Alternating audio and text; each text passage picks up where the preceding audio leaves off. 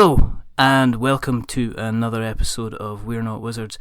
My name's Richard. I'll be your host for this evening, and joining me tonight is a gentleman who probably needs no introduction to the board game scene. A little while ago, he developed a little kind of resource board game involving mechs that created a little bit of a stir on Kickstarter. He is none other than Jamey Stegmaier from Stonemaier Games. So, good evening, Jamey. How are you this evening? I'm doing great, Richard. Thank you so much for having me. That's a very nice introduction. Thank you.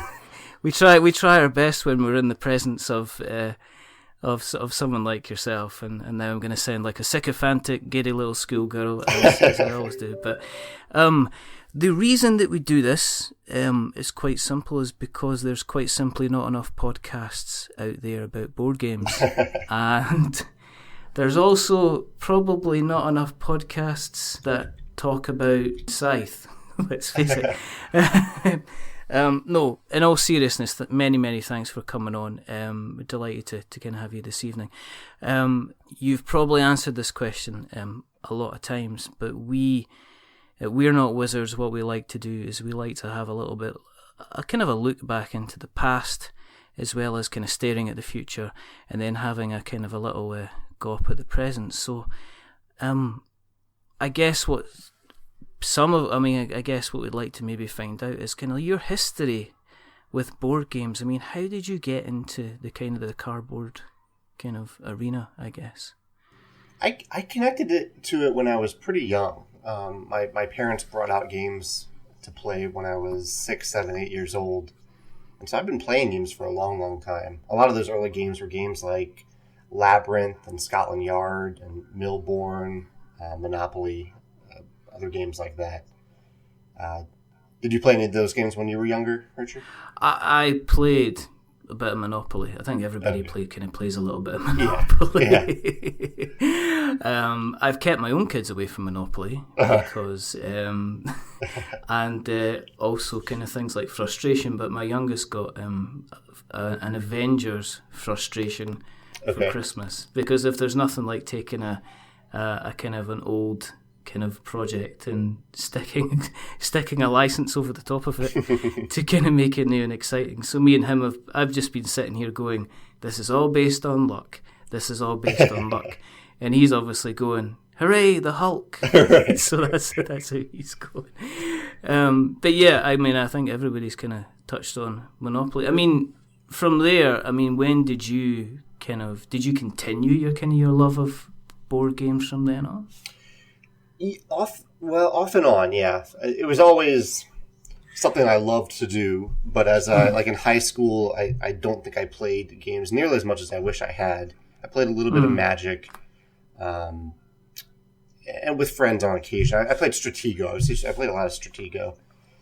And then through college, probably one of my biggest regrets is that college seems like the best possible place to play a ton of board games, and I don't know what happened there. I didn't play them in college, and my friends weren't into it. So it wasn't really until a few years after college that I got back into them.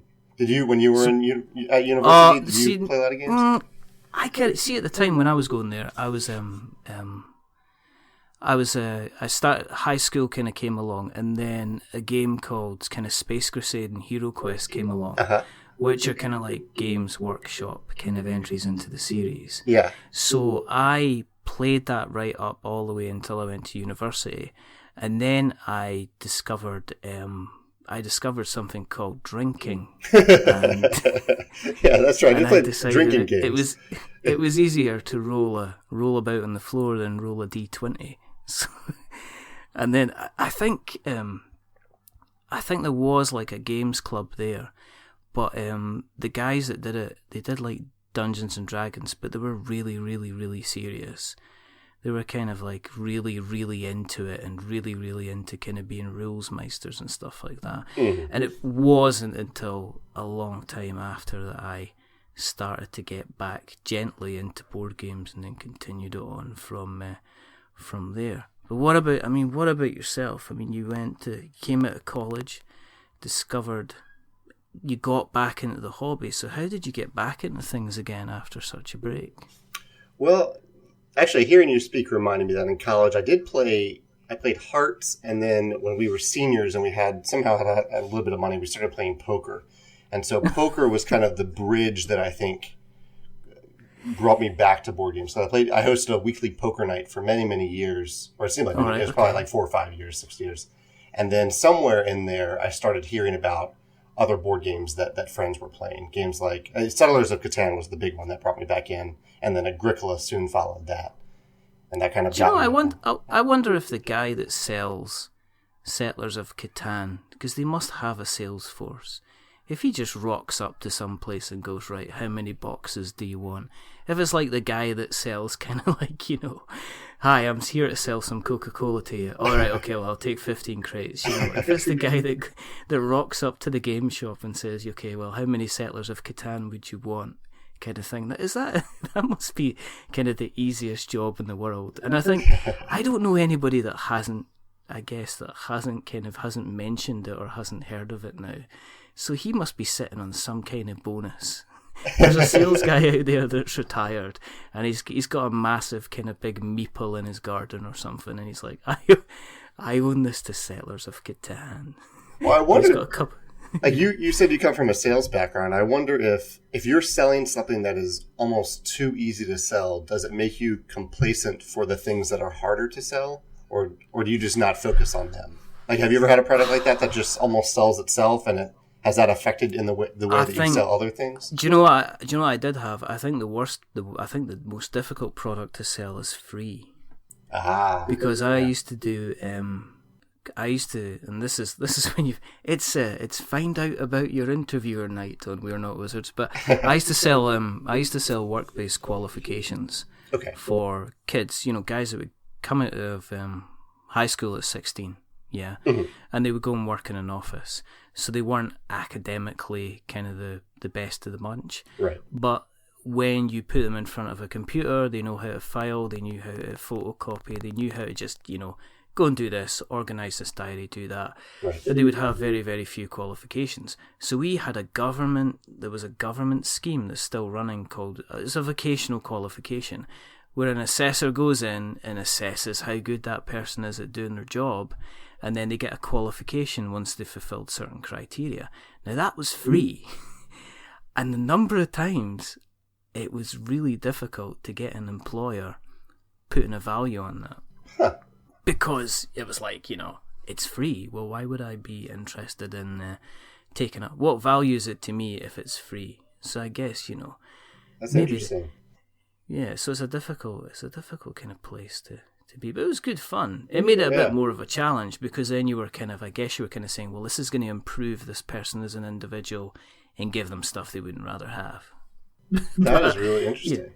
Yeah, but it's kind of, I've written about the aspect of free on I write like a Kickstarter blog, and I've written about like the other side of free, where if you start off by offering someone for free and then later on you want them to pay for it, it's really hard to get them to pay for it, because they already have it in their head that even if they value it, they once got it for free. But I haven't thought about it from the other side, that sometimes it's actually hard to sell free. Because there's no value in it in the first place. I mean, how do you offer? There's a lot of games out there that offer free content, and then they offer ads in the middle of it. And you can use... there's a lot of applications out there. There's a lot of podcast listener applications that you can get, which are free, right? But they have ads at the bottom. They don't interfere. You can sit there and you can have the ads all the time, and accidentally you'll press the button while you're trying to skip through or skip to the next kind of episode or something, and you'll get an advert popping up on your phone. But the podcast itself is actually free, and unlocking the extra features, you're almost saying like thank you to the developer. Right. It doesn't usually kind of ungateway stuff, but I guess would anybody have the guts to do a board game and release it as very, very low, kind of a very, very low entry level? Your Dice Masters is a good, I take it the good old Grandmaster Magic. I mean, they're the head of kind of selling you something for $12 and then you having to go out and spend $3 a booster kind of set. So right. Would you ever have the guts to go out and actually say, okay, here's your base set, it is completely free and you can have as many games as you want? Is it because it's a tangible product though?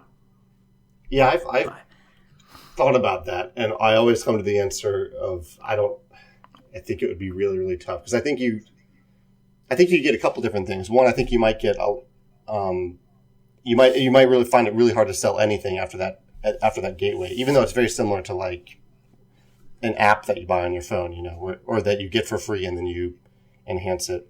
And the flip side is you might get people who just value it, who really devalue it because it's free. And so they'll take it because it's free, but then it'll just sit there on their shelf.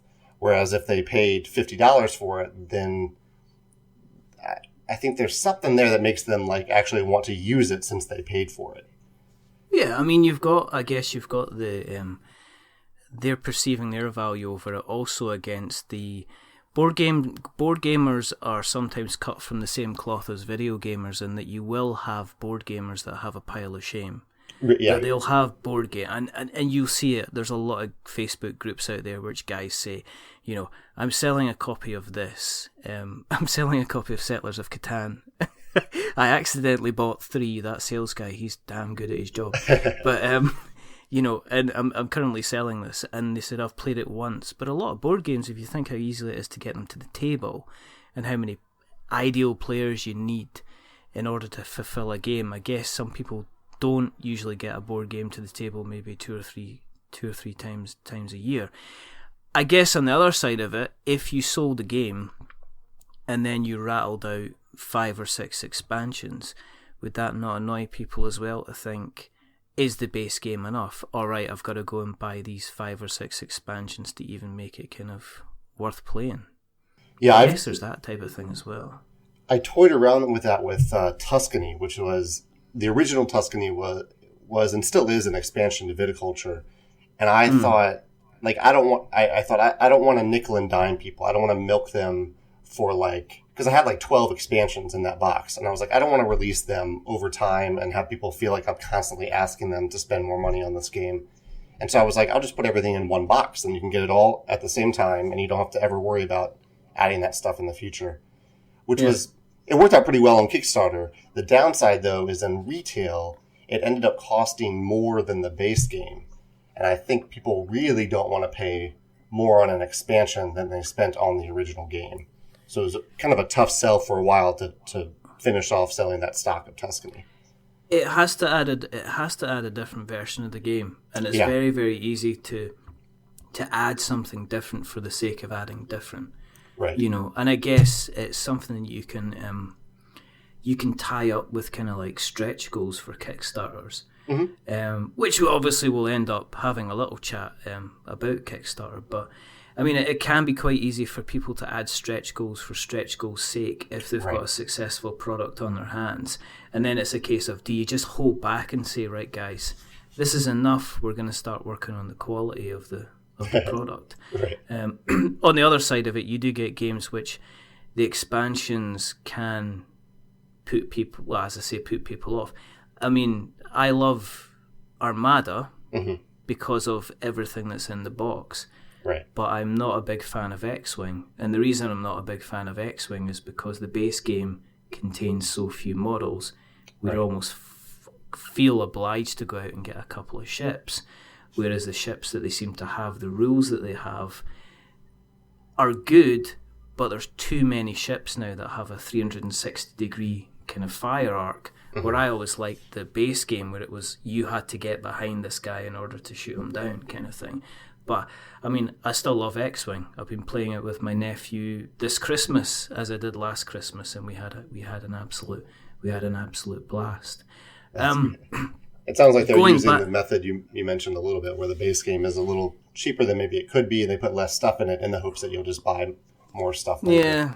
Yeah, but then you think, well, if you're going to be the next product they release, are you going to maybe hold back on jumping in straight away and buying it for the premium price, rather than kind of maybe holding back and waiting until it does potentially drop down a little bit and kind of sell? I mean, when you going forward with yourself, when you were jumping into thinking about, you're playing all these games, yeah? Yeah. So what were your go-to games that you love? What games that you sit around that you say, right, if I've got a spare half hour or an hour and we're going to pick up some cardboard to throw about the table, are there any games that you kind of like? You've got your staple loves that you have. You mentioned Settlers, but everybody mentions Settlers. Yeah, Settlers was a gateway for me. I haven't played it in quite some time. Right. The ones now, and usually I wouldn't say that I have like a spare hour that I can just throw in a game. Usually I host a weekly game night, and then I usually have a game day to go to on the weekend. So it's a decent chunk of time. Yeah, okay, cool. Yeah. And some of my favorites are Isle of Skye is in my top 5. I love Castles of Bad King Ludwig. I love Terra Mystica, Tzolk'in. So kind of like middleweight to heavy Euro games. Did that help you in your own design? The games that you're playing, did that help kind of craft where you were going in terms of the types of stuff that you were going to be doing? You know, like your Viticultures, like your Euphorias of this world, and even going on to Scythe itself. Did that kind of set in stone where you were going with your games? Yeah, I would say there's always a couple games that have a pretty big influence on my game designs. So for Viticulture, those 2 big influences were a game called Fresco and Stone Age. Stone Age was another big one. For Euphoria, Tzolk'in had a big impact on it, and as did Alien Frontiers. Yeah, okay. And then for Scythe, the 2 big ones were Kemet and Terra Mystica. So for people who have heard of Scythe and maybe heard a little bit less of, say, Viticulture and Euphoria, do you want to give the guys a kind of a rundown of what what Viticulture's all about? Sure. Yeah, Viticulture is it's a worker placement game about running a vineyard, and so every player. Agricola had an impact on this too, because every player has their own vineyard mat that no one else can impact, and they get to do whatever they want there. And then they have a common board that's broken up into seasons, where they place workers. And one of the highlights of the game, especially as related to Fresco, which was the game that influenced it, is a wake-up track. So that every year you choose the order in which you'll go in relation to other players, and where you wake up gives you different rewards. So you might select a later wake-up time and have last pick every season as to which action spaces you use. But if you go last, you'll get a better bonus for choosing to wake up last. And so for people who are looking for, like, say, a worker placement game, yeah? Yeah. What kind of maybe puts it slightly different from your other kind of games, other kind of games out there? Why should people take a little look at Viticulture?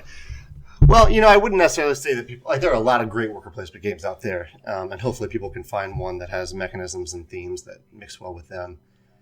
I guess the thing about Viticulture that I think people really enjoy is that it's a rewarding game, and this is kind of a common theme throughout most of my games. And I say that like. The game isn't punishing you for doing anything. It's not making you feed your workers. It's not asking you to lose victory points unless you do a certain thing. You're rewarded when you choose the wake up time. You're rewarded when you take actions, and sometimes actions have a special bonus where you're rewarded again. And you get to see your vineyard grow over time. And there aren't like events that happen that punish you and hurt your vineyard. And same with the visitor cards. There are a bunch of cards that add a ton of variability to the game. They add a little bit of randomness, which not everyone likes, but they just give you stuff and give you creative ways to get more stuff. So how did you come up and say, okay, guys, you're sitting around with your blank pieces of paper on the table, because I know everybody sat around with blank pieces on the table and say, okay, let's look at this. Yeah. How did you come up and say, okay, did you look around at other worker placement games and said, vineyard, or was there a certain where's the inspiration to say, right, okay, let's look at this? Was it the Tuscany side of things? I mean, what kind of decided on the theme, I guess? Well, it was. I was a bit naive in the way I chose this theme, and I'm glad it worked out. But the reason was I looked at other games, and I looked at the themes of other games, especially like the Board Game Geek Top 50, Top 100, and I saw a lot of fantasy and science fiction themes, which I love, but I wanted to design a game that maybe would invite someone into the game and into the hobby who wasn't excited about fantasy and science fiction. And, exactly. And so, and there were already farming games out there, so I wanted something that was a little different from a farming game. And so the viticulture idea popped into my head. So some fans of it may not like to hear that it didn't come from like a true passion of wine. I think wine is neat, but it's not like a lifelong passion of mine. It was just me trying to find a fun theme. Yeah. You weren't sitting there like the fifth bottle of Chardonnay and you went, guys, listen. Listen. And it's like, oh, Jamie's falling over again. Somebody help Jamie up. Jamie, what were you saying? Guys, I've got it. Listen. This is fantastic. Give me those cubes. Give me that paper. Wine, guys. Vineyards. This is where we're going with this. And everyone's just looking at him and going, can you get a coffee for Jamie, please? Boy said too much. How long did it take you to go from, I mean, okay, let's just as a quick aside, yeah. Mm-hmm. We mentioned in the green room about a good friend of mine, Andy Lewis from Polyhedron Collider, who, because my head is full of mush, I said I need a little bit of help with questions. So he has asked this question, which was, how long did it take from the cradle to the grave in kind of like the making of the game? So if we talk about, say, viticulture, I guess we should both say hello to Andy Lewis as well. I was excited to hear that he asked these questions. I really enjoy his podcast, so it's great that he chimed in here. So there you go. So Andy, there you go. Hi Andy at Polyhedron Collider. Remember, other podcasts about board games are available. I'm just saying, I'm not judging. But he said, so in the cases of something like viticulture, how long did it take when you went from kind of white pieces of paper onto a fully kind of, I guess, grown idea? The paper stage was in, I think, November of 2011, and the game started to resemble what it is today in maybe June or July. I would say June of the next year. So, So it was about, 7-8 months? Yeah. I mean, do you have like a quite tight kind of core group of friends that you play test these games? You mentioned you had your game night, so is that something that you guys kind of do on a regular basis? Do you phone them up and go, hi guys, we got a game to play test, and everyone's like that, okay, cool, and they come along? Or how do you do that? Is it the same group of friends that you use for the games night that you sometimes use for play testing? Or have you got, because obviously you've got the games company, do you have specific people that you run ideas by? Yeah, there's the people I play games with, definitely they offer to help out with playtesting. It usually starts out with me and my co-founder Alan. We'll play the game for a little bit, and maybe we'll bring in one or two friends, and then when we think it's getting a little bit fun, we'll bring in a few other people from that group. Usually, I invite some people from the gaming community here in St. Louis, and then when it gets to the point where it's functional, but it needs a lot more work, or some more work, that's when I launch into blind playtesting with kind of people around the world who want to help out. You just put a message out there and saying whoever's interested, we can stick over some basic kind of print and play stuff, and they can come back with the feedback from there. Yeah, exactly. Yeah, I reach out to our ambassadors. We kind of have an ambassador program, people who volunteer to help out with that. Do you have Ferrero Rocher for that? The little chocolate balls for the impasse. Sorry. I should, yeah. I'm going to cut that. Sorry, that wasn't even. See what I mean? Head full of rain. Is there quite a few ambassadors that you have kind of supporting you, working alongside you for that? Yeah, at this point, I think we're getting close to about 2,000 of them have signed up to do that, which is a huge help. And they help out in very different ways. Like some are playtesters, others are proofreaders. Some just help out with moderating comments.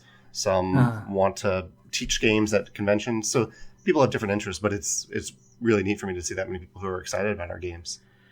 And where's that grown from? Did that grow from Viticulture, or is that really kind of grown more and more from Scythe itself as well, or Euphoria? Yeah, it definitely started with Viticulture. I didn't really realize, like during the Viticulture Kickstarter campaign, people were reaching out to me to say, hey, can I help proofread the rulebook, or can I help playtest it? And it had never occurred to me that people would volunteer their time to do that. Which is amazing. It's a great community for that reason.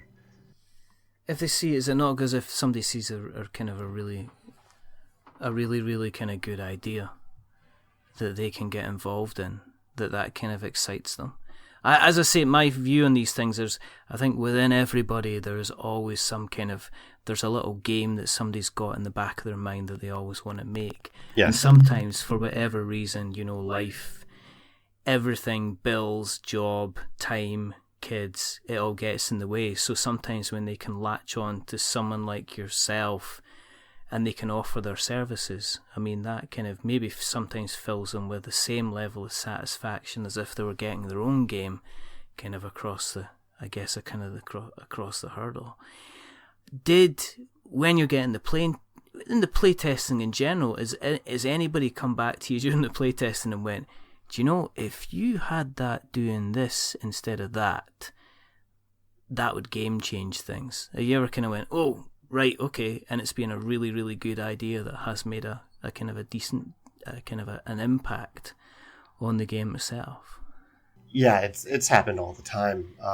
Something like when people playtest our games, people offer solutions a lot, and usually what I want to know is, like, why is something not working, or why is something not fun? Tell me the reason, and I'll figure out the solution. But sometimes I don't know the solution, and sometimes the solution they proposed up front is pretty cool, and it's worth me testing out.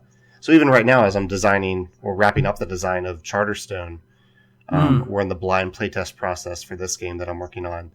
The playtesters are offering some... They're definitely sharing things that they're frustrated with and things they like that they want me to keep. But they also offered some really cool ideas. I would say one for Scythe, because many of your listeners may know Scythe, is originally the factions didn't have different abilities inherent to those factions. There were different mech abilities, but not different faction abilities. All right, okay. In the first round of blind playtesting, a ton of people said, you should add some abilities, and people started suggesting them, and I came up with some. And so that stemmed from that playtesting process. Do you still go back and play Viticulture then yourself? Do you go back and have the occasional game of that? That's actually, this is the downside of playtesting games in my group. We play, or my friends have played these games so often that they're definitely more drawn to newer published games from other people. But every now and then, everyone in my group has like one of my games that they really, really like, and they still want to play. And so every now and then, a few of us will play it. I played Viticulture with my parents when I was home for Christmas, and Scythe does get to the table in my group every now and then. And what do your parents think of Viticulture then? Do they like it? They do, and it's kind of surprised me because they're not gamers, and they would never sit down and read the Viticulture rulebook. It's like a 12-page rulebook. But I think there's something satisfying with learning something complex and then knowing it. And so they won't learn any of my other games. This Viticulture was the one that they've learned and want to play. But they seem pretty happy that they know how to play a medium-weight game like that. Do your parents play games? I tried to... I tried to teach my mum Love Letter, and she kind of didn't grasp that. Okay. So she kind of went, so how many cards am I left? It's 2. And you have to get rid of one? Yes. So I've got 1 card left. yes, you do.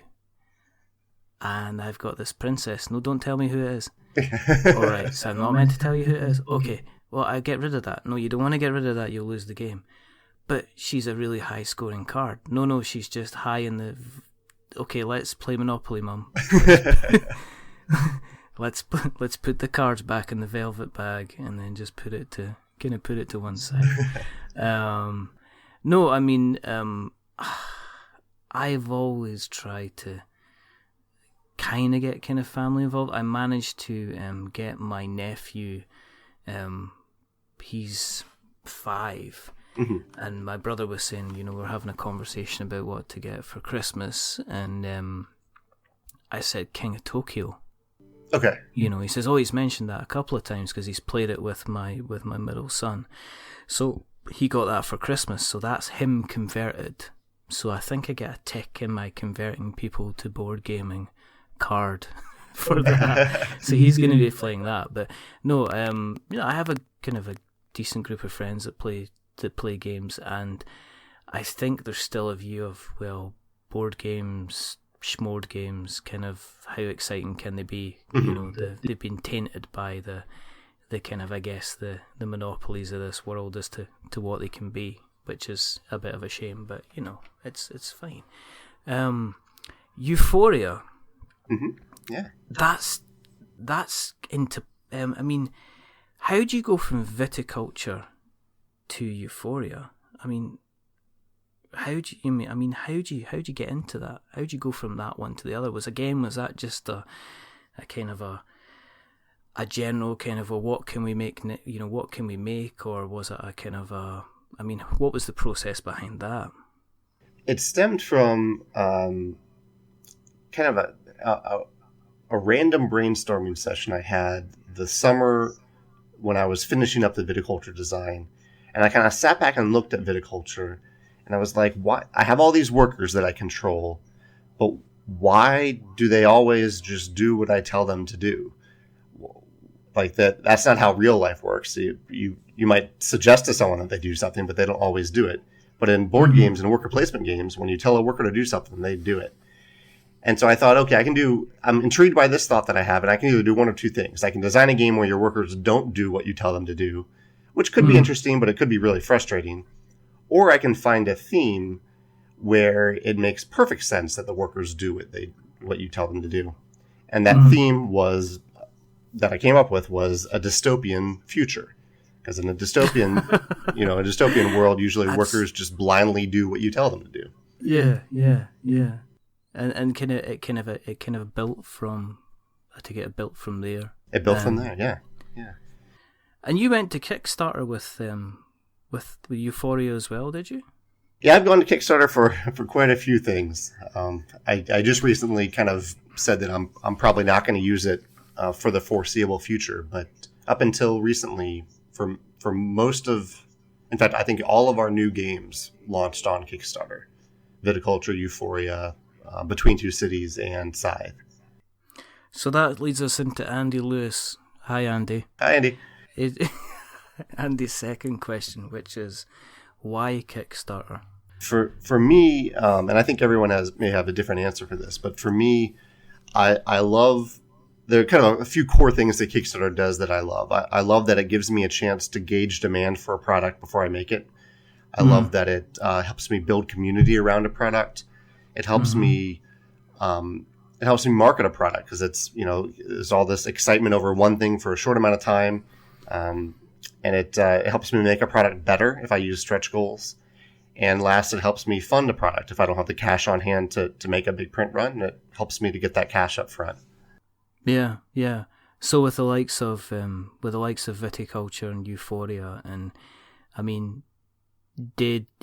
was it you got the money, you printed the game, and then you were back at stage one again? Did it allow you to kind of expand and grow the company kind of as you went? In baby steps, yes. Like for Viticulture, I think there were, about 1,400 Kickstarter copies. And as that funding also allowed me to make 1,100 more copies. So it was a total print run of 2,500 copies, and 1,100 of them went to retailers. The other 1,400 went to backers. And so it was really those 1,100 that went to retailers and to distribution. Selling those enabled me to do, or could have enabled me to do another print run. I didn't do one right away. But yeah, so usually I do that with Kickstarter, where that it helps me fund some retail copies, and it's from those retail copies that I can do another print run and continue to grow. Okay. And then, Euphoria funded. We have to mention, I guess, the huge mechanoid in the room, which is Scythe. And Andy has no questions about Scythe. He loves Scythe. He said privately, and he said very, very publicly, he loves Scythe. This is almost like the Andy Lewis asks question show. But when you're putting something like that together, at what point do you get a small inkling that you're thinking, well, this is quite special, or did you have no idea?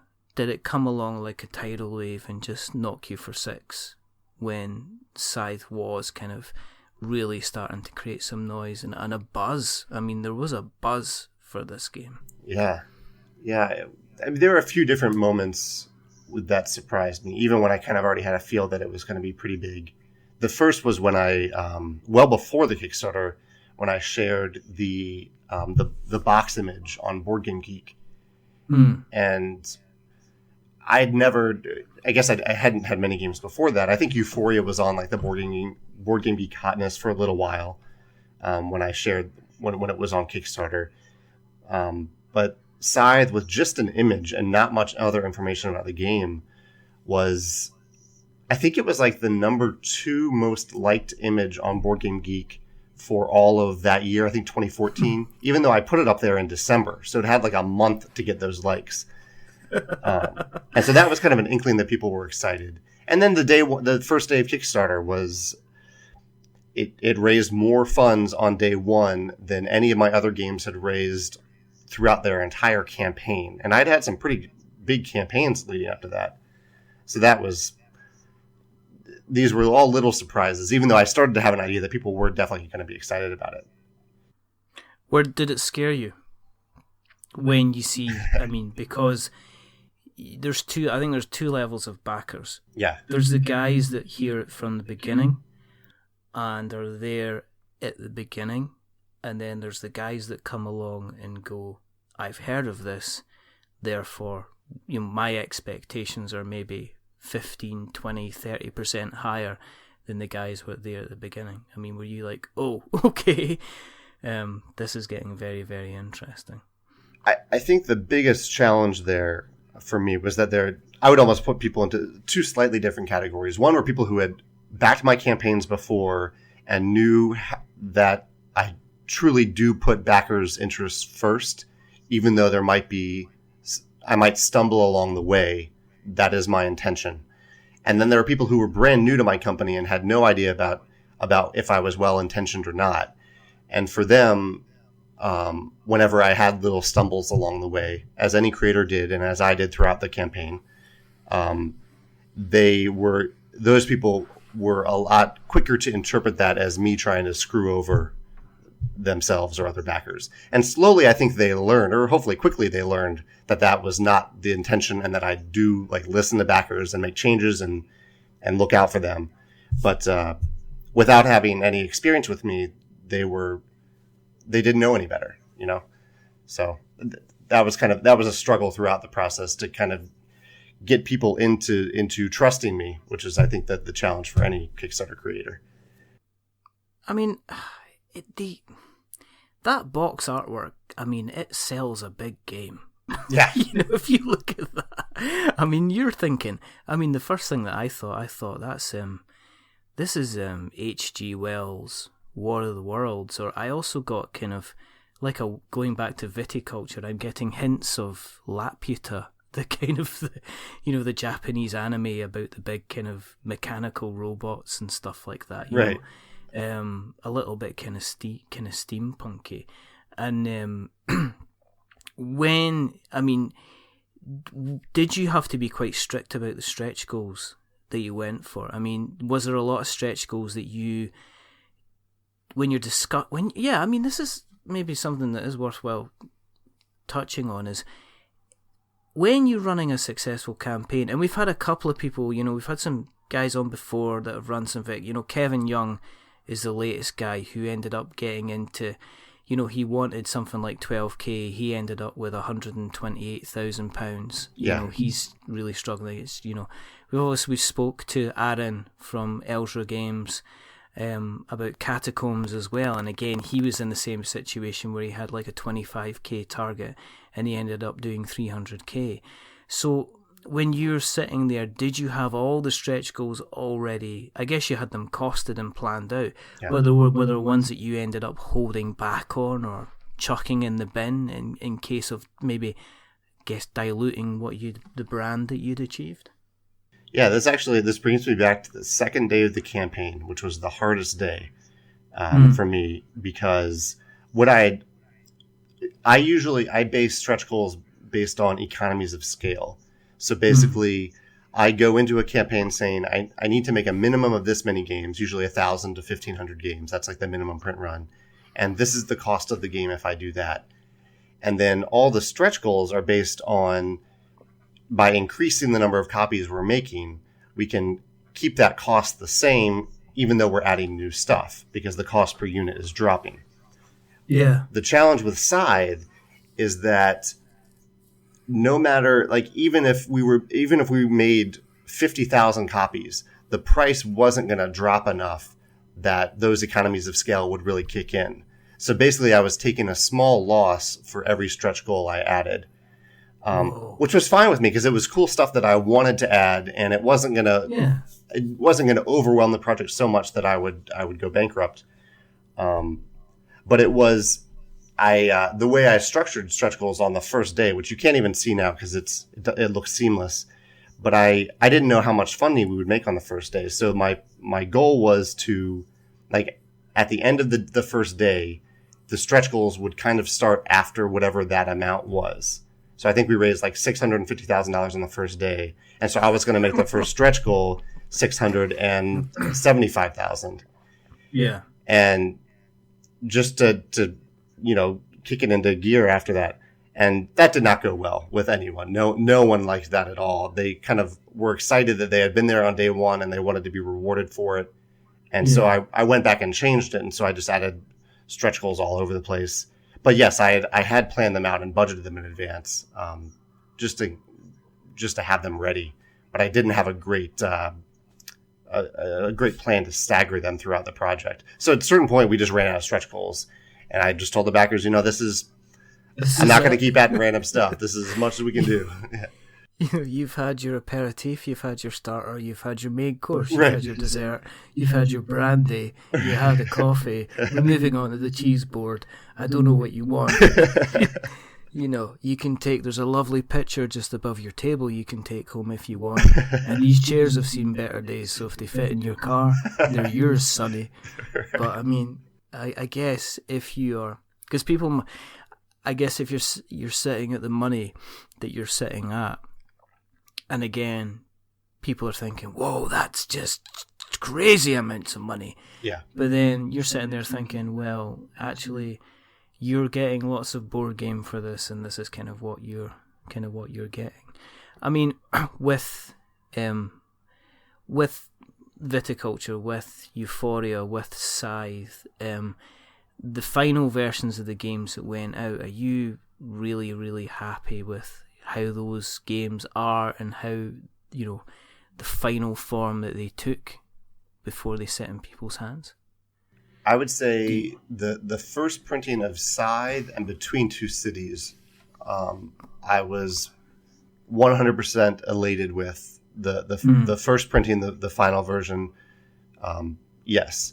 With the first printing of Viticulture, I did a little thing that I wish I hadn't done, which I made the player mats a little thinner than I should have to save a little bit of money, because money at the time was very, very tight, and I wish I hadn't, and I've since changed that in future editions. And with Euphoria, there was one stretch goal that I made for Kickstarter backers that I wish I just made in every copy of the game, which is to have wooden stars instead of cardboard stars. And so in future editions, I've made the wooden stars just a part of the game. But that was one thing that just, in a game that has a lot of custom wood in it, it kind of stands out that the stars aren't wood as well. So there are little things like that where, for the most part, I'm happy with it. But there's usually one component that I wish I could change a little bit. But with Scythe and Between Two Cities, I'm really happy with what we put out there. So I think that's shown I've evolved a little bit. My company has evolved a little bit to do that right the first time. I don't think you can turn around and say, if people say, well, if you kind of made one board game during your life, if you made Scythe, I think you would be able to sit down and, obviously do like Admiral Akbar sitting down when the Death Star gets destroyed and have that kind of slump. That kind of satisfied, phew, that's good. Yeah. Kind of, well done, Lando. Sorry you're not in the next film. But hey-ho. But I mean, there's still a buzz about it after it's been released. And is that, have you had the kind of the Scythe love effect that you have seen continual interest in, like, say, Viticulture and Euphoria since Scythe has, been such a success for you? I have. Yeah. Well, I've seen a couple of things. One is one of my core relationships now is with distributors. So they're the ones that I'm hopefully selling thousands of games to. And Scythe has really brought us a lot more distributors are paying attention to us thanks to Scythe. Has that put you in the situation? You mentioned that, Kickstarter is something that you are potentially not gonna bother with. Is Charterstone going to be on Kickstarter then? Or are you not going to bother with that? Yeah, no, it won't be on Kickstarter. It'll go directly to those distributors. Whoa. Yeah. How? I don't know. We had Matt Gilbert on from Mantic Games a while ago, and one of his goals for, what he talked about Mantic was moving away from the Kickstarter model to go into kind of dealing with distributors. Yeah. Has that? I know obviously having successful Kickstarters is fine, but when you're getting that kind of publishers kind of calling you and saying, oh, listen, or distributors calling you and saying, listen, can we have some of your game, please? Jamey, that must have a little bit of a warm, you must have a little bit of warm feeling in the tummy when that kind of has happened. Yeah, it feels really good. Absolutely. That especially, with Scythe and with Viticulture in particular, they are games that whenever I order a new print run, they sell out to distributors right away, which is it's great because I'm pretty risk averse. And to have kind of the security there that if I make a game, I'm going to be able to sell it. That's very reassuring to me. So you could actually, you are the Settlers of Catan sales guy. On a much lower level. What does that feel like? It's like, I have no idea. And it's like, well, actually, you kind of do. Yeah, I guess a little bit. On a much, much smaller level. Because I'm making like 5,000 copies of Viticulture and they're selling. I'm sure the Catan guy is making 100,000 copies. Oh, the Catan guy's like, he's like Jaws, isn't he? He says we're going to need a bigger boat. Right. As long as it's not with the Hang Seng. Is it the Hang Seng kind of shipping company? Oh, the Hanshin, yeah. Oh, my goodness. Did you get caught? You wouldn't have got caught up in that glory, would you? I've gotten caught in other shipping things, but not that one, fortunately. Yeah. Okay, one of the things... We'll talk about Charterstone, because I'd like to talk about Charterstone, because, you have gone from... Let's do wine. Let's do politics. Let's do dystopian futures. Let's do really big robots in fields. Is there, one of the things... Okay, we speak to designers, and we're not wizards, but we also speak to you. We've had a few guys that have started off doing their Kickstarters, for the first time. Is there any advice, if somebody's listening now, is there any advice you would give, apart from obviously reading the massive blog entries that you do? That was going to be my answer. I should drop in. It's like that. Well, flipping hell, do your research. You realise I've just wrote, I've got an entire page on my site with links to various blogs about Kickstarter. I can't believe you're asking me if I should give any hints and tips to people out there. But Is there kind of like any kind of a one-liner you would give to somebody sitting there and going, I am thinking about an idea and it involves a board game about painting sharks? Okay. No, I mean, is there any quick advice you would give to somebody who is thinking about putting into a board game? So there is one piece of advice that's kind of at the beginning of my lessons that I always like to give, because I think it works, which is go back, whether you've already backed some campaigns in the past, some Kickstarter campaigns, or if you've never backed, go spend $5 to $10 on 5 to 10 projects. So just $1 per project, and back those projects right now and just follow them through the eyes of someone who is thinking about being a Kickstarter creator. And by that, I mean, study the project page, study the reward levels, pay attention to, like, actually read the updates and see what excites you about updates and see what frustrates you about updates.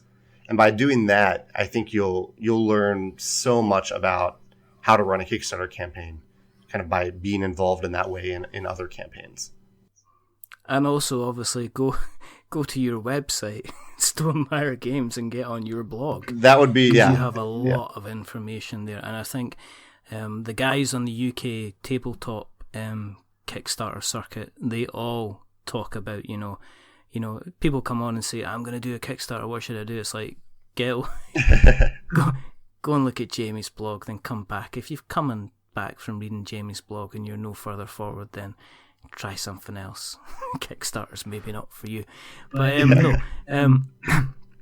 Charterstone. It's new, it's an IP. I mean, when are we going to be seeing some stuff about this? When is it due for release? What is it about? Just the facts, ma'am. Yeah. Well, I'll lead off with a question. I'm curious, have you played any legacy games yet? I have not. I have sat in on Pandemic Legacy. Okay. But I haven't played it yet. But I have got Mechs and Minions. Oh, okay. Which seems to be a kind of, I opened up the box and it went, ah. And then I lifted all the levels, which actually go in a scale. So it's, ah. And you get a whole bunch of sealed envelopes and you go, damn, I just can't look through this mission blog and see what's good. So yeah, Charterstone is legacy. Charterstone is a legacy game. Yeah, it's a legacy Euro village building game. I don't know if it'll make quite that sound that Mechs vs. Minions makes when I open that box, because it's going to be a smaller box than that. But it depends on how many stretch goals you could get. You could probably get a little kind of, a really, really bad. You ever had the toys when you were younger and you had a little drawstring on them? Oh yeah. It was meant to say something like the aliens are going to attack, but it used to go like that. You could have that when they open up the box of Charterstone. I'm going to say, Jamie, if this appears as a stretch goal, and I'm not credited. Oh, have you ever opened the Exploding Kittens box? It makes a little meow sound when you open it. You have to do this then. You have to do. It has to say ah. You have to say more of an ah than Mechs and Minions, and just. Have you seen the size of that box? Oh yeah, I have it on my shelf here. It's huge. It's heavy. It's just like what? Yeah, it's a beautiful production. But have you played it? Yeah, we're through 5 games of the campaign. Oh. Yeah. Charterstone, because it's a heavy big box and it's very, very nice, but it doesn't say actually when you open it. So if you do that, stretch goals aplenty. You'll just make Scythe look like it's pocket money. This is the way forward. Actual nonsense aside, okay, legacy game, villages. Tell me. Yeah, it's there are lots of secrets in the box, so I can't say too much. But the basic idea is you are starting a new village with up to 5 other players, so it's 1 to 6 players, and the main thing you're doing in the game is building permanent buildings in the village, and so those are stickers that you'll put on the board. and those buildings become action spaces that you or any other player can use. So over time, the village starts out with almost nothing, and over time you're adding all these new actions. You're unlocking a ton of stuff that you add to the game, and every game will end up being very different. Things will be unlocked in a different order, and similar to actually Mechs vs. Minions, there is a cohesive story that you follow for about 12 games. You get to choose your own, choose your own adventure along the way of that story. So it's not an exact set story, but it is a narrative that I'm telling through the game. And then after that, after you're done with the campaign, you can continue to play the game as much as you want. So it's not the type of legacy game that just you can't play. Put it away. Yeah. Bye. You can if you want. You don't have to. Yeah. And was that fun? Was that fun creating? I mean, that must have been a little bit different if you're saying, okay, you're building up layers and building up levels. Do you move from, say, pen and paper onto almost acetate kind of things and drawing stuff on top of, is that the next level of game design? And if kids at home remember what acetate is, you're obviously not kids at home. Right. I mean, how is that more? Is that kind of a little bit? It must be so different to design, because Scythe, you've got this is your set board. Viticulture, it's the same thing. Right. And with this, is this you kind of sitting around and saying, guys, just throw the ideas at me. Let's just see what we can do with this. Does it leave it much more open in terms of a game then? I guess. The game is very, very open. The one way that it is kind of tough to test a legacy game, because you wouldn't say anything. It's because if you put down the evergreen sticker right next to the rock sticker, right, and then you have the path sticker, and then I've ruined the first kind of 3 seasons of the game, kind of thing. Well, I wouldn't get that specific, but it's kind of like I know all the secrets of the game, and so it's really hard for me to play test it, because it's a game about not knowing those secrets. So it's been harder for me to play test, but my friends can still test it, and we have a great, like I said, the ambassadors around the world who are willing to play test it. They've done a great job so far, giving me good feedback about it. So is it the type of game that is it enjoyable to sit in on a playtesting session and see how people react to it as well, a little bit more than maybe normal? Well, what I've done, I haven't done that yet, but what I have done is I've had the blind playtesters videotape their sessions, which is something I learned from Matt and Rob, who designed Pandemic Legacy. They had people videotape it, and then they would go back and watch the tape. And so so it's like I'm sitting there, but I'm not really physically there. That's been really helpful. I guess what it means is that people then are kind of relaxing when they're playing the game, because the first 5 minutes they're conscious of the camera being there, right? And I guess kind of like within after that they're kind of just getting on with it, and then they forget about you and they have a bit more of a laugh. I guess. Has that, again, in seeing that, have you had those tapes back then? Have you started reviewing those now for kind of gameplay things that you want to change, review and stuff like that? Has that come up yet? I have, yeah. We finished the first round of blind play testing, and I got a lot of videos. I almost got too much. It's 70 hours of video, and I don't have time to watch 70 hours of video. But YouTube lets me watch it quickly, It's just like dump, okay, step, okay. Oh my goodness, what are they wearing? No, don't put that card there. Oh, look at the way my fear of any game that involves stickers is, and my son will testify to that, whenever there is a Lego set that requires stickers, I am the world's worst at sticking stickers straight on a board. So it ends up crooked, yeah. And then obviously you do the no, and then you try and peel it off with your finger, and you end up with a corner of it that's always unstuck because you've picked it up so many times. It's just an absolute nightmare. But how, in terms of, is it another kind of semi-big box game like Scythe? I mean, is there going to be a lot of content involved for it? I mean, you're saying you've got 12 rounds? I mean, is there going to be kind of, are you thinking about expansions for it? Are you already thinking along those lines? I think it'll be a self-contained thing, just because there's so many. I'm putting a lot of ideas into the game, and I'm trying to cut the bad ideas and just put the good ideas in there. And I'm not sure on the price point yet. It won't be quite as big as Scythe, and there aren't miniatures in it. It's there are wooden pieces and a ton of cards in the board.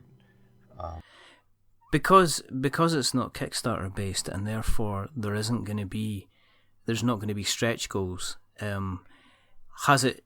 It sounds like you've already concentrated your mind. You've been quite focused in cases of, I guess, cutting off the fat and making it as lean as possible. Has that made you kind of like really, really kind of focus on the core of the game and making it as good as you can get it? Yes, yeah, definitely. And really, I would say that's the case or I try to do that for any game. But for this one, really a big part of it stemmed from me. I'm trying to get it to a certain price point, and I don't want to cut any content that's really good, but sometimes along the way that has required me to change the way the content is maybe packaged or the way that I share it. Like, what's an example I can give? Like originally everything was going to be like, there's going to be like 100 envelopes that you could unlock, and you'd open an envelope and there might be as little as like 2 cards in an envelope. And what I found was, even though the envelopes themselves can be made fairly inexpensively, the labor cost of having someone in China putting 2 cards in an envelope 10,000 times and do that 100 times per game was just immense. And it was going to make the game much, much more expensive than I want it to be. So we found a better solution for that, fortunately. But it's those types of things that I'm keeping an eye on. Who would have thought that in this day and age, packing envelopes is still apparently a very, very good money-making business? Yeah. But you can imagine, I guess you wouldn't be the most liked person in the world. Oh, there's that Stonemaier. What's he wanting? Well, he's wanting you to make sure you have a cup of water at your desk. You're gonna be licking a whole load of envelopes. It's not going to do that though. That would be awful. Sealed by human hand. So, do you have a launch? I mean, I completely understand. We're not going to go into big mechanics and everything like that. Do you have like a release date or potential for when we can see more of kind of Charterstone? I take it stay tuned to the site would probably be a good thing, but do you have like a kind of a date in mind for launch when it will be available? The date that I've been saying is pretty broad, and that date is 2017, sometime in 2017, and not in the first quarter, not in the first 3 months, because I know it won't be ready then. So I don't have a more specific date than that, and it's even a hopeful date at that. So I'm kind of hoping for summer 2017, but if the game isn't ready in the spring, then it won't be ready by the summer, and so it just depends on when it's really ready. I don't want to release something that's not ready. Is that because of lessons that you've learned through kind of, I guess, the Kickstarter campaigns, where rushing a project is bad? You're better kind of letting people slip back a couple of months than kind of releasing something that you aren't kind of 100% happy with, I guess. For people that do want to keep an eye on kind of what you're doing, what you're up to, and everything like that, what's the best way to do that? How can they keep an eye on Charterstone and Scythe and Viticulture and the likes? How do they find you on the worlds of the interwebs?